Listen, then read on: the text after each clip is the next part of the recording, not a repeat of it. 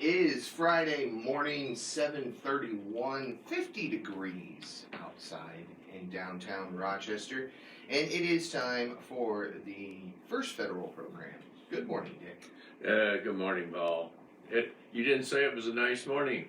You always say it's a nice morning. It's foggy. Well, it's a nice morning. It is. It is 50 degrees. Yeah. No snow, no ice. Well, needless to say, lots of things been going on this week. We're gonna touch on some of them. Some of them we won't touch on. Congress passed a $2 trillion COVID 19 and package late Tuesday night. The House will be looking at it today. I don't know how much that is, $2 trillion, but that's a lot of it. More than President Trump hoping to see the economy respond by Easter. What year? That's a good question.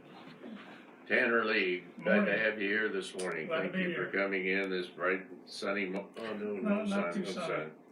Courthouse is closed to the public. City offices are closed to the public. Looks like temperature will be into the high 60s tomorrow. Yeah, I think still a high percentage chance of rain though tomorrow, but 66, 67 degrees, something like that. Our locally in the county, they have appointed a committee to study the coronavirus issue, and we have Dr. Kevin Reyburn with us, which we're going to talk a little bit about that. He's our county health officer. Okay, we got a little trivia this morning. You ready for that? I'm always ready. Okay, how many employees does Woodlawn Hospital employ? 150, 250, or 350? It's a big employer, I'll tell you that. Sure is. Okay, tell us a little bit what's happening in the sports world. Well, there's not a lot happening, but I do have a few things. No, that's not the way to start off. I do have a few things. Yeah, so, well, yeah. we're moving the Indianapolis 500 Yes, that's to August. Yeah, August 23rd. Yeah, I'll make a prediction that they may stay in August, because how many rainouts have they had in the last 20 years? Always May. It's just a terrible month to get in qualifications, so Penske may say, hey, this is pretty nice. Yeah, this might work out well. So, and the interesting thing is with it running in August, then you're going to get two Indy 500s within 8 or 9 months of each other. So instead of a whole year, so that'll be interesting. It'll be a hot one, I'm sure. But the Indy Racing League, or what do they call it now, Paul? The NTT IndyCar Series. Thank you, because it's changed names so many times over the years. They announced yesterday they're going to still try to start their season on May 30th. So, we'll see. At least there's a date, maybe some light at the end of the tunnel there. The 2020 Tokyo Olympics have been postponed to 2021. That'll be interesting, too, to see how that impacts all these athletes who have been training the last 4 years for that. And then the Olympic schedule going forward, because a lot of those locations are set in stone 4 years apart. So that'll be interesting. I want to say congratulations to a few local athletes. Rochester's Grant McCarter and Quinn Stasiak, and Valley's Tanner Trapedi, who are all named first team All-TRC for basketball. So congratulations to them. And Rochester's Kyle Reinhardt and Valley's Paul Leisure were also honorable mention. So congratulations to all those gentlemen. And one more big sporting note, NFL free agency, of course, is going on. The Carolina Panthers decided to release longtime quarterback Cam Newton. He was just the league MVP back in 2015, but has struggled with some injuries and such over the last few years, and they decided to go out and sign Teddy Bridgewater to a 3-year, $66 million deal, and now Cam's up on the market, but I don't see him starting anywhere. Just crazy how your career can change in a matter of a couple seasons. So, is that the one that tried to play baseball? No, that is Tim Tebow. Oh yeah. Yeah, which he still is in the Mets organization. So, but Cam Newton, Jameis Winston, and Andy Dalton, all quarterbacks who have started all their career, are all available in free agency, probably to be a backup. So, interesting times for those guys. And I got some tidbits here this morning. On this day in 1930. The first U.S. radio broadcast from a ship at sea took place. Thought I'd throw that in there since we're on a radio station. Yeah. I always wondered when that happened. No, now you know. On this day in 1939, the first NCAA men's basketball championship was held, the first official, I should say. Oregon beat Ohio State by a score of 46-33, but Ohio State's forward Jimmy Hall was named Tournament Most Outstanding Player. Kind of rare for a team who came out as a loser to have the most outstanding player. On this day in 1972, Adolph Rupp retired after 42 years of coaching at the University of Kentucky. Pretty good coach. Now the arena is named Rupp Arena after him, where Kentucky plays. And on this day in 1980, Mount St. Helens became active after 123 years. Do you remember that, Dick, in the news? I do not. No. And today is International Whiskey Day. It's also Quirky Country Music Song Titles Day. Are you going to play any of those today? We might. You never know. And it's also World Theater Day. So, all over the map. Yeah. Those tidbits you come up with every week I just look forward to them coming. I'm glad you do. Yeah, you might be the only one, but I'm glad there's one. Oh, no, your mother would look forward to maybe. I enjoy them too, because then I've got something to talk about, because I don't always think to look those things up. And now I can go in to the Friday afternoon show and go, hey, I got all this. Glad I can be at home. Yeah. Okay, upcoming events. We don't have many. Most of them have been canceled, if not all, so that's not going to happen. I've been in house arrest at home for the last 10 days and getting a little tired of it, but I watch some TV and I see a lot of carry-out TV ads now by the chains. Mm-hmm. They're really pushing that, and if you can't go in, you go online, you can order, you can pick them up, and so that's a change of things. How about some flowers this morning? Kewanee Union Township Public Library for being named the Chamber of Commerce Member of the Month.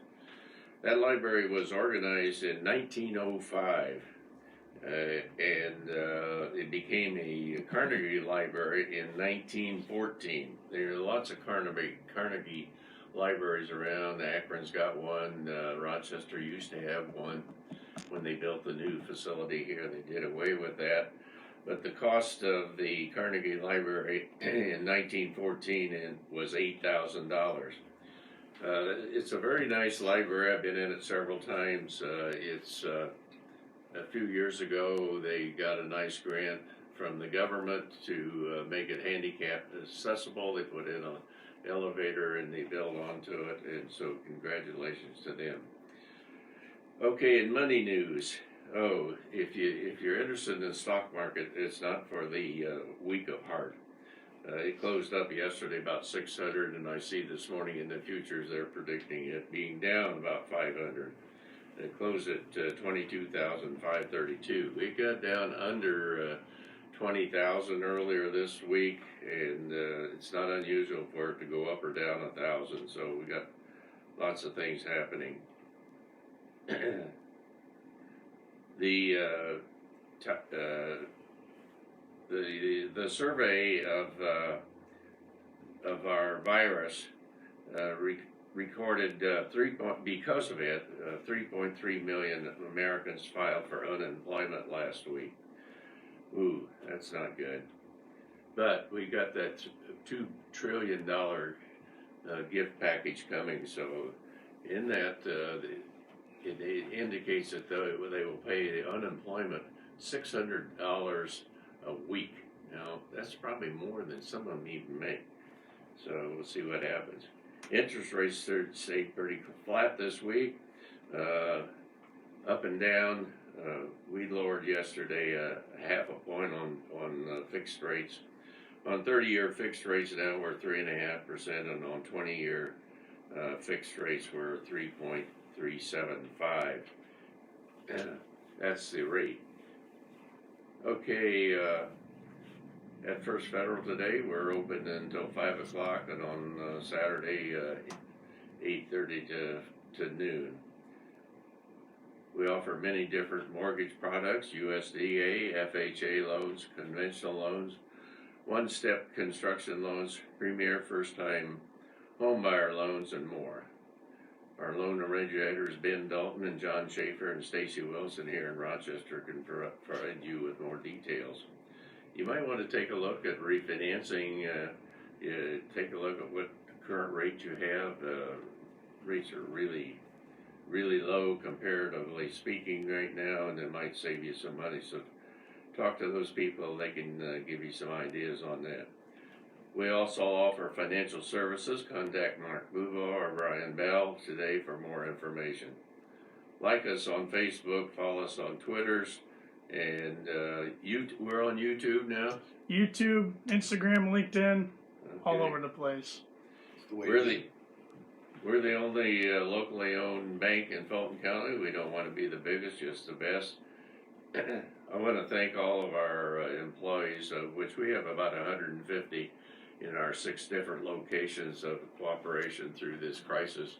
We've closed all of our lobbies, but we have drive-ups at all locations, and you can go through that. If you need to see somebody about a loan, just call in and you can make an appointment, and they'll see that you get in.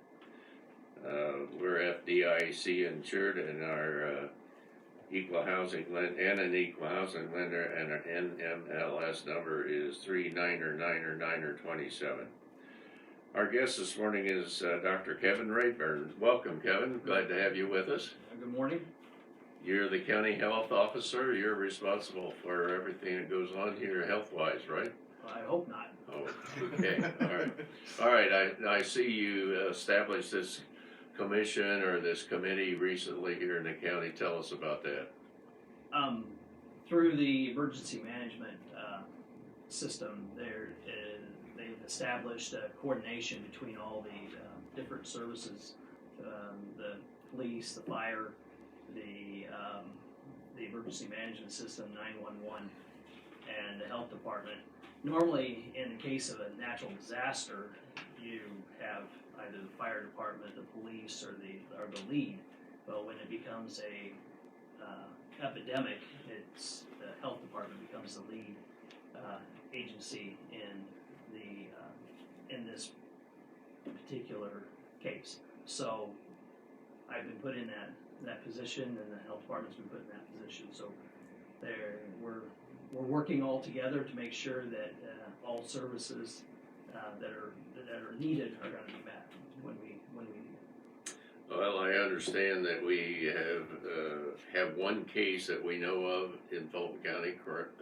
Is that correct? There was one case yesterday that did become positive. That's correct, and that person has self-isolated, and our health nurse has found contacts and made sure that people know that we're contacted. They've been isolating, so that's probably the biggest job right now.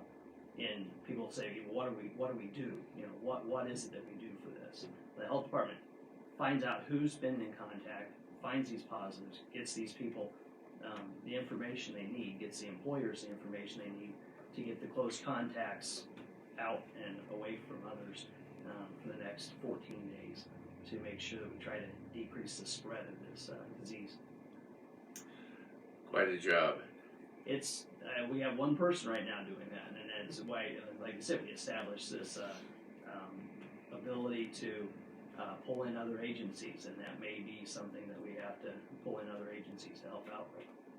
Okay, what are some of the symptoms that we should be cognizant of? I'm over 80 years old, and my son tells me I'm in the high-risk area. And I should mention that Dr. Reyburn and I are 7 feet 3 inches apart. At least, right? At least. Can't touch without reached arms. Well, yeah, anybody over the age of 60 would put you in the high-risk category. And then if you have any type of chronic lung disease or heart disease or obesity, that increases your risk. But symptoms they range. I can tell you that from what I've read, it can be anything from cold symptoms, which is a sore throat, runny nose, and mild with no fever, to achiness, very similar to flu-like illnesses, body aches, headaches, watery eyes. Interesting, there seems to be a high rate of loss of smell and taste, but you also get that with other viruses like influenza.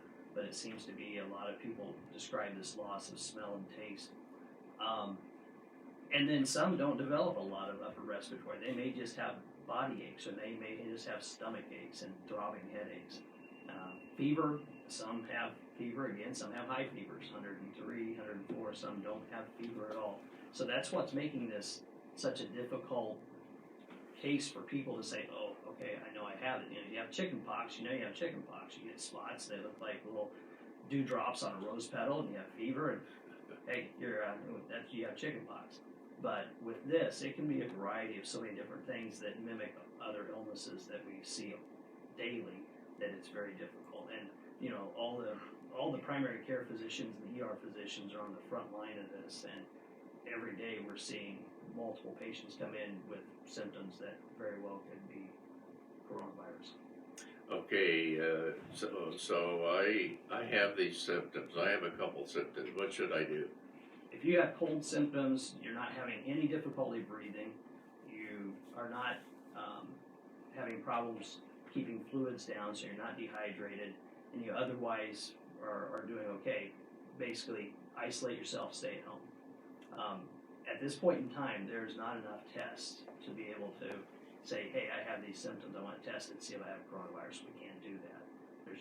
It's just not available. So you basically, if you develop fever, body aches, sore throat, runny nose, watery eyes, loss of smell and taste, then you need to stay at home. If you develop shortness of breath, or you're having difficulty breathing, then you do need to contact your physician. If you plain just have a sore throat, you have a child that has a sore throat, has no other symptoms, you look in there, it's red, well, you may need to contact the doctor. We're still seeing strep throat. We're still seeing pneumonias. We're still seeing, other illness, same old illnesses. You still have, heart attacks. If you have chest pain, you need to go into the doctor. So just because this illness is out there doesn't mean we're not having all the same stuff still going around. We're speaking this morning to Dr. Kevin Reyburn, who's a county health officer and a physician out at Woodlawn Hospital. Been here since '95. Yep, long time. Well, Tanner said almost as long as you. Tanner said that you were his physician, and my God. Yeah, I remember Tanner when he came in. He was only about maybe a foot long. Well, we're glad to have you at Woodlawn and giving your services to our community, which you have for the past 20 plus years, 25 years. Thank you for that service. You're welcome, and thank you for having us here. Okay. All right. Now you're on this committee. Tell us a little bit of the function. How often are you going to meet, or what kind of a system do you have for communication? We currently are meeting on a daily basis. Daily? Daily by teleconference. Okay. So head of each division calls in. We meet. We go through basically a roll call of what do you have, what supplies do you have, how many do you need, what do you need, and they're asking us as a health department, what do you need, what can we do to help you, what are we looking forward, ahead of time, trying to come up with ideas of, if we need a, massive testing, that would be an example. All of a sudden, if we are able to do lots of testing, how are we going to do that? What's the logistics? And so they're there to help us. But at this point in time, we haven't had any of those. So basically, we're just meeting daily and saying we're ready. And if we need anything, we're ready to go. So you get on the phone and say no report, and that's it. After the first couple days, that's what it has been to right. a certain extent. We do similar to that in the bank. We have a conference call every morning at 8:30 with all our branches to find out what's happening. One of the issues that we've had is people wanting to withdraw large amounts of cash.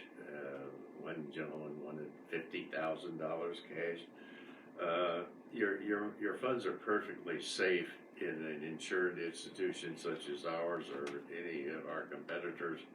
Don't go in and draw out the money. What are you going to do with the cash? You're going to put it under your mattress. You're going to bury it out in the backyard or whatever. So we have one of those, and I've noticed this week that every day the report gets a little shorter. So that's good. And it means the anxiety starting to go down a little bit. Yeah. Okay, Kevin, tell us a little bit of your background. I know a little bit about you because of your relationship with our son in med school. But why did you select to come to Rochester back in '95? Well, after attending Purdue University Yes. and getting my graduate degree in chemistry and realizing I did not want to stand at a bench and do bench research, I went on to medical school at Indiana University and then finished my residency at Riley Children's Hospital in Indianapolis. While in medical school, though, I was with Dan for 4 years, and we had a very good time. We played a lot of basketball together. Then, Well, no, wait a minute. Neither one of you are tall enough to play basketball. well, that's the thing. Neither was anybody else. Okay. That made it okay. So then I'm from Miami County. We grew up in Miami County with McConaughey, and was going to come back to Kokomo and practice in Kokomo. But due to different circumstances and the practice there being bought out by a large corporation and did not feel the fit there was going to be very good, and there was a pediatrician up here that had come down and recruited me out of Riley, her name Eileen Shue, and so she was a pediatrician here in Rochester, and she was working by herself. So I came up here, and Eileen and I worked together for 5 years, and then in 2000 we were able to get a young man who was a resident down at Riley. He lived in, grew up in the Akron area, Dr. Jared Feldman, and he decided he'd come up here and shadow our practice for a month and see what it was like to do pediatrics in a rural area. And he liked it, and we were able to get him to come and sign it. He's been here since 2000. So, and then about that time, that's when Dr. Shue decided she wanted to retire and spend a little time with her children. So Dr. Feldman and I have been together working for the last 20 years. So have a good partnership. I hear lots and lots of good things about the partnership, and we appreciate you two being in our community and help take care of these little foot-long kids like Tanner. Yeah. So Jared and I say that we're probably going to be the dinosaurs, because we try to find somebody to come up here now to shadow us, and then I don't want to do that. Okay. Is the objection because of being rural, or what is it? I think it's part of us being rural, and then also just the type of practice. I mean, we take call every other night, every other weekend, and somebody looks at that and says, I'd rather go into a practice of 10 to 20 people and take call twice a year on the weekends. So I think that's a big drawback to trying to get somebody up here. Okay, with what you know of what's going on in Woodlawn Hospital, are we ready for the virus? Should we have more issues come up?